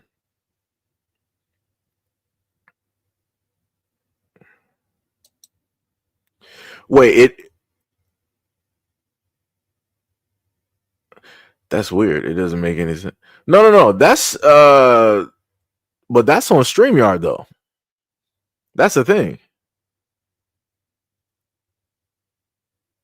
Like it should, like you should just automatically be able to pull up.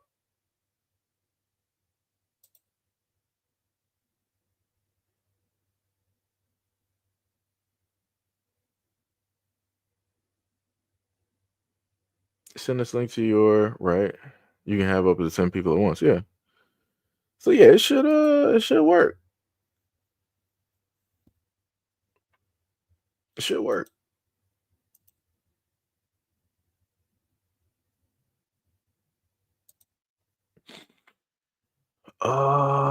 Said mobile is not friendly.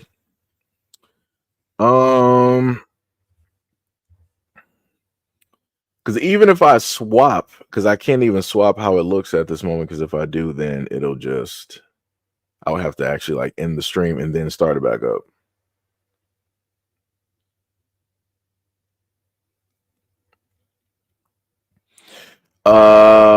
Yo, Minkai, what is up? What is up? You said, is YouTube still your main hustle? This is where I live and breathe, sir. This is where I live and breathe. I'm here every day. I am here every day. I am here every day. Let me tell you, it's a work in progress. But I know we had one guy that just popped up on YouTube, and he's been making some waves by the positive content that he's been doing. Like I said, hey, if somebody finds a way to make positive content work, more power to them. Because like I said, to see somebody's life literally change, let me see if I can get a picture of that guy real quick.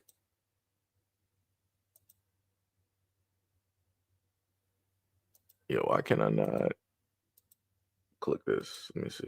Would I have to refresh this?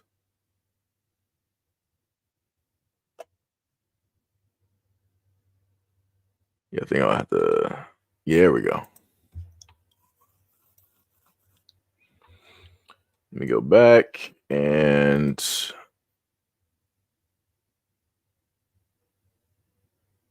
let me go to YouTube.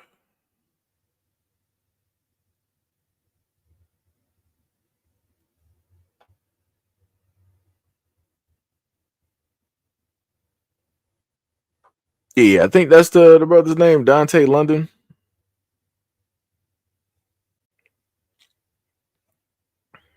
Dude was doing work out here. Let me see if I can get his what's the name?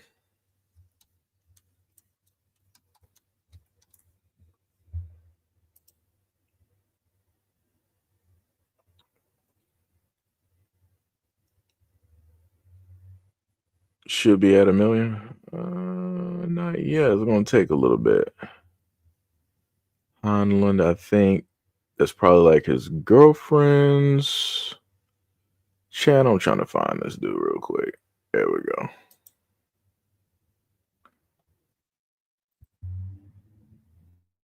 Yeah, because that dude like had just recently shot up after all of these years. He shot up to about 65.2K there. Well, if I actually put the image directly up there, it might not just show up properly. I'm gonna try to do this in hopes that it will. But yeah, his content that he's doing is completely, it's some positive stuff directly out there. And like, yo, the amount of energy that he is just like putting out there, I'm like, man, yeah, that's it'll sit up there and catch you real quick. Let me see, let me go to OBS and put, whoops, no, we're doing vertical. No, we're doing this one here. Technically, it'll probably come up stretched. As a matter of fact, let me see. Oh no, actually, it came up decent. Yeah. So the guy that you see directly right here, like his content is actually, it's pretty dope. Like he just sits there and pretty much just like talks to people, and he's giving them like a whole bunch of positivity and telling people to start up YouTube and taking them directly on a journey and everything. And the craziest thing that I've noticed is that if you happen to put out positive content, let me get rid of the other background that I got.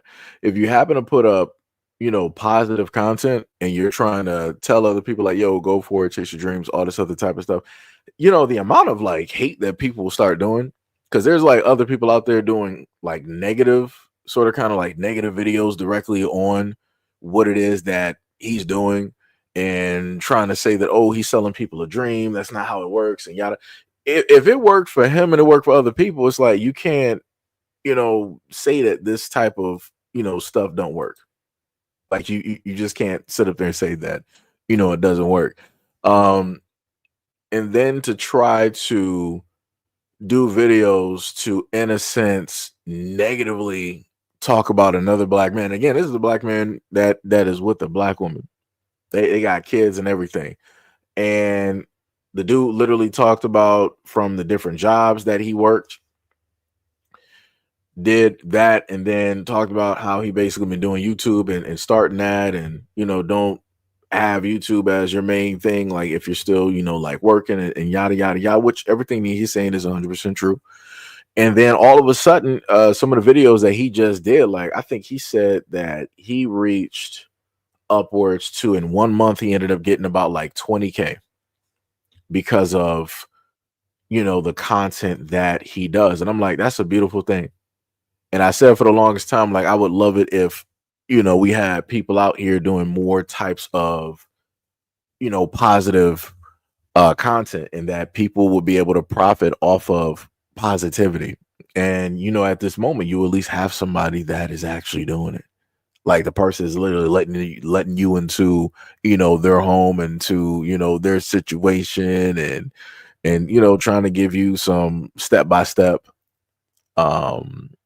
details on how to do stuff, in hopes that it will work for you. And again, just like he's even stated, he's like, he had to be consistent in order to do anything in life, and to be prosperous, to get to the place that you want to be. You have to be consistent. And he says that throughout a lot of the videos, at least that I've watched.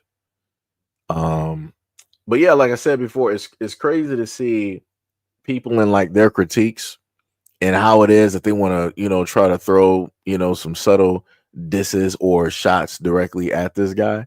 It doesn't make any type of sense, because it's like, realistically, the only reason that you're even talking about him is because of how it is that he's trending, because that other people are gravitating, are following him. So in order to capture any of those views, you want to sit up there and say something opposite. You want to try to give some type of critique because you feel that it needs to be done. And like I said, this is what happens when you have some positive content directly out there. You'll get some type of hate for like no reason. It's crazy. It is crazy. Yo, Lunch, what is up? What is up? You said, I'm here, but I'm 20 something minutes behind. Enjoy the live, Seji. Much love, much love. Minkai said they're still working double time on keeping black channels suppressed. Yeah, they are. This is why you see clear cut. This is why I always keep the numbers directly up there, so y'all can actually see what it is. Like I said, if y'all remember any of the numbers from the previous days or week or so that I've been streaming, this is not anywhere close to those numbers that we've had on these platforms. And I'm talking about combined. Like from both channels, I got a total of 65 views right now, and barely even holding that. So like I said, you're watching in real time, YouTube suppressing views, suppressing content because of the information that is within, said content. It's crazy, crazy work. Crazy work. Yo, Lunch, what is up? You said had to go back to the beginning of the video. Okay, I got you. Minkai said he got 100 and I'm sorry, he got 623 vids. Yep. Hey, Pink, what is up? Pink said, what I missed? Pretty much I was going over some videos that I had that detail about South Africa and how it is, things that were going on during like the apartheid and different things a part of that, different laws and stuff that they had. And then I verbally went through and read a lot of the acts that they had, about 16 of them that they had during the apartheid. I want to say somewhere as old as, I think, 1911 or something like that.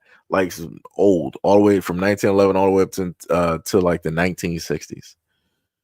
And a lot of those acts did not they weren't done with up until like the 90s. Some in the 80s, and then others in the first part of the 1990s. And basically trying to explain to people that, hey, history repeats itself. Whatever happens somewhere else can easily happen again.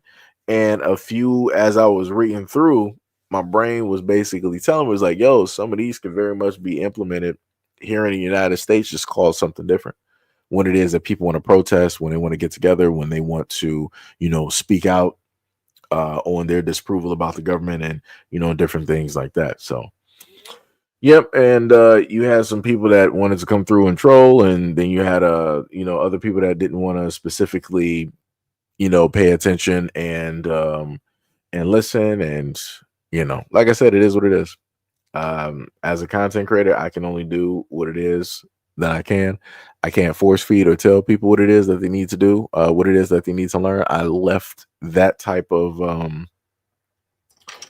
mentality a while ago, because I'm just like, do whatever you want to do, So that's pretty much it. And now I'm talking about the young man here, Dante London, who has some pretty good content, and he was listing some positive things on how it is that he was coming up and doing a lot of things and everything. Mama Jen L, what is up? You said Black South Africans were not enslaved. Slaves were imported from India. I'm just trying to figure out what part of the video are you reacting to? Are you reacting specifically to something in the acts, like which are, anybody can look those up? Any of the acts?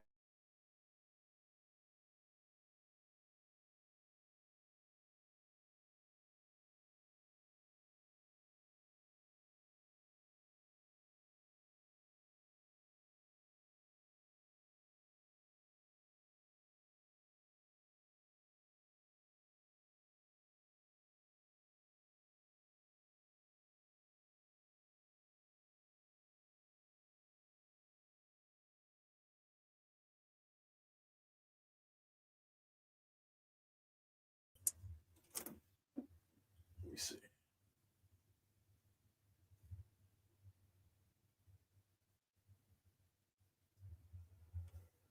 Okay, so there we go. You said just a general statement emphasizing the difference. I get what you're saying, and it's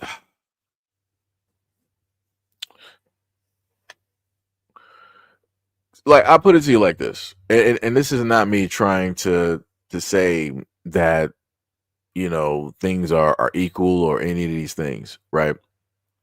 Going through at least some of the acts that they had directly listed, you had people that were segregated, you had people that were imprisoned indefinitely, you had people that were tortured, abused, or worse, such as Nelson Mandela. And historically, everybody knows how that worked out and how that happened and how long he was imprisoned. I think, what was it, for like 30 years, 25, 30 years or something like that? Like something very, very ridiculous. And this is because he was speaking out and he was, protesting, and he was trying to, get everything dealing with the separation, the apartheid and whatnot done. you had the fact of the people there, the Africans, the black Africans there, they were getting their land bulldozed, forced directly off of their lands. You also had massacres that took place as well. The education system, again, by going by the acts, the 1 through 16 acts, was completely fried because the only ones that received a proper education were the whites or the honorary whites. It was stated that the blacks received a inferior education, just like they received facilities, living facilities that were inferior to the other people that were there, at that moment in time. And for a lot of these acts, even though these acts are gone, the effects of, said acts can, still be felt, you know. Um, let me see which one is okay, that's that one. Can I make that a little bit bigger? Let me see.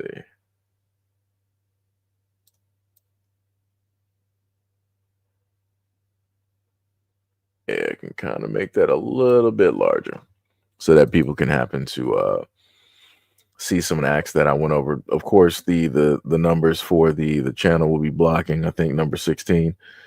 I'm sorry, it'll block number 14. And I think you should be able to see number 16 and number 15. But anywho, again, the main thing is that whatever happened over there, whatever has been implemented there historically, can very easily be implemented over here and done worse to Black Americans. Because again, those were indigenous people. Those were people that were native directly to those lands, right? They were there. They're organic to those lands. The Europeans that just magically just crash landed there, they're not organic to that at all. Again, it's akin to everything that has happened to Black Americans, right? We've had some magical invaders come directly through. They decided to cause a whole bunch of disturbances and all of these things. They decided to take land, take away the religion and all of these other types of things, right? And quote unquote enslave those people, quote unquote deem them to be inferior, and force them to work for a system of which that benefits solely somebody else, right? So that, again, that's my main point of bringing this up, and also telling people to learn the history of different areas.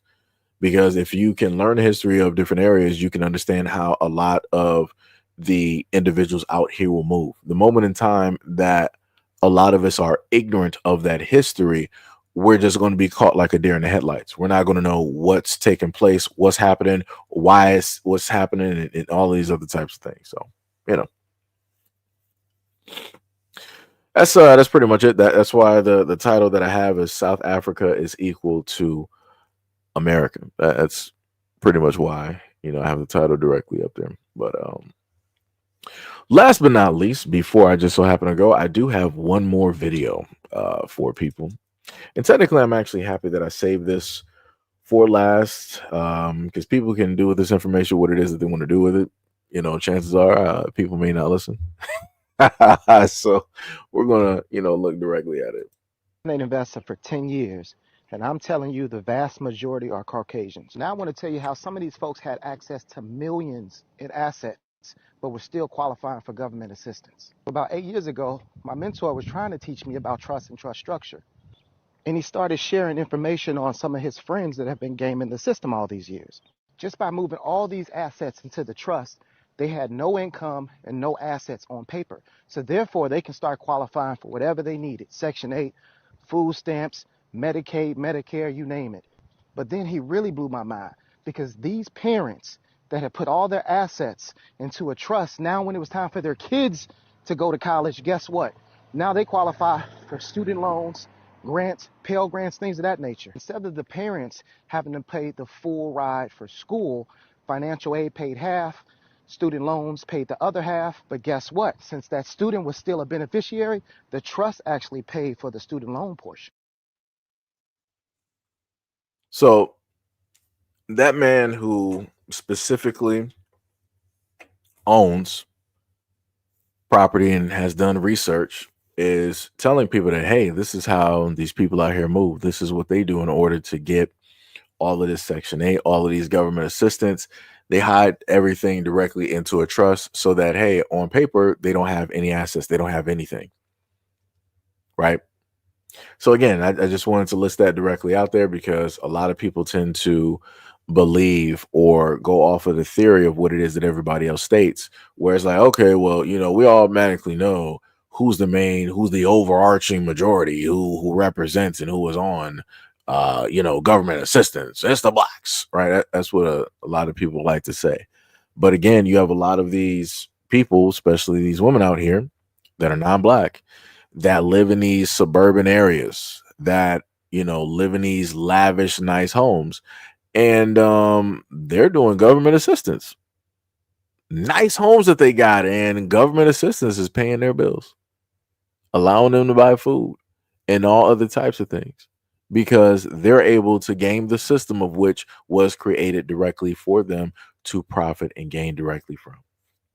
Now, just imagine if it was the reverse, if somebody Caucasian was right there speaking and explaining to everybody else how it is that black people do something like this. Do you understand the outcry that would take place and happen? How it is that people would be so angry and so mad that one group is able to do something like this, and they would just try to say, oh, this is racism. It's not. It's just the fact of lack of knowledge, because information like trusts and different money management, finances, that's not something that's really taught to young black kids in the hood. Like at none of the schools that I went to up until I went to high school, and I think either I picked or they gave me accounting. That was the only time that I knew anything about, like, yo, they have this other side to accounting, which is like, yo, this is actually pretty dope, dealing with numbers. And that was by way of an accountant that was actually my teacher during the time. I wish I remembered the lady's name. She was one of the shortest teachers I ever had in my life. I want to say she was probably about like 5 feet tall or something close to that. And that black woman was telling us a lot of different information. I think I would actually have to sit down and try to really focus and think back to some of the keynotes that she told us, because I've had a lot of important black teachers that have told me some very important information that I'm looking back now and I'm like, man, he told me that back then, and I'm like looking at it like they was right. They was 100% right. But yeah, that's pretty much it. Not going to have this go on any longer than what needs to be. So much love, respect, and appreciation to all 62 people that are currently here at this moment in time. We had a little bit of technical difficulties here and there during the live stream. Thanks for the some of you guys for actually sticking through and listening to the information and the live stream. Just like I've told you guys before on a lot of other informative videos that I've put directly out that only a few happen to watch and see. I very much appreciate you guys here taking out the time to just hear me out and listen. I really do. Like I said, I wouldn't be able to do the things that I do without people like you.